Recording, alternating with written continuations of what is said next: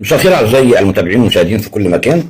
عاوز اقول لك حاجه، لو انت ادعيت لموضوع للصلح، لو في مشكله بين اتنين، مشكله بين عيلتين، لما تقبل انك تكون حكم تسفر في الحق. ما تجيش على الطرف المظلوم وتحمله ظلم عشان خاطر تجبر الطرف القوي او تجامل الطرف القوي. ما يبقاش انت راجل كبير لو انت مش جاهز تقول الطرف التاني ظالم، على الاقل تقول الطرف التاني مظلوم. في ناس فاكره ان الرجوله هي انك تعرف على مين تضغط، وعلى مين تعلي صوتك، وعلى مين تأثر وتمارس ضغطك ونفوذك علشان تكسب الجولة بأقل خسائر.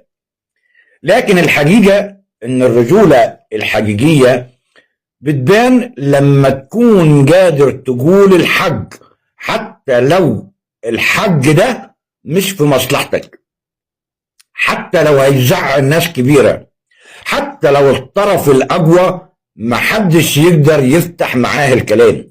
المشكلة ان بعض الناس لما يدخلوا يصلحوا بين اتنين ما يبقاش هدفهم العدل، يبقى هدفهم نخلص الموضوع وخلاص، نخلص الموضوع بأي شكل. فيبص للطرف الهادي الضعيف المحترم ويقول في نفسه ايه ده سهل نقدر عليه، لكن دكاي ما نقدرش عليه يا عم، دكاي صعب، دكاي هيعمل مشاكل، وده لازم نضغط عليه ونحل الموضوع.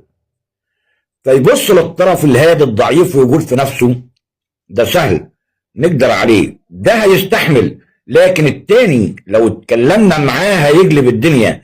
فنروح جايين على المظلوم ونحمله فوق طاقته ونقول له معلش علشان المركب تمشي، علشان المشاكل تهدى، علشان الكبير ما يزعلش، علشان اسم العيلة، علشان المشاكل تهدى،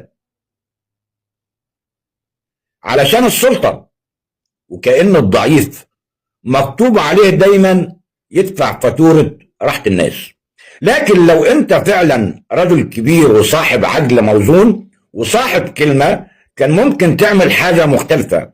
كان ممكن تقول للمظلوم انا عارف انك صاحب حق، انا عارف انك صاحب كلمة، وعارف ان اللي حصل معاك ظلم، ويمكن الظروف خلتنا نهدي الدنيا بطريقة معينة، لكن عمرك ما كنت هتحس انك اتبحت ولا ان حقك اتهان، لانك شفت قدام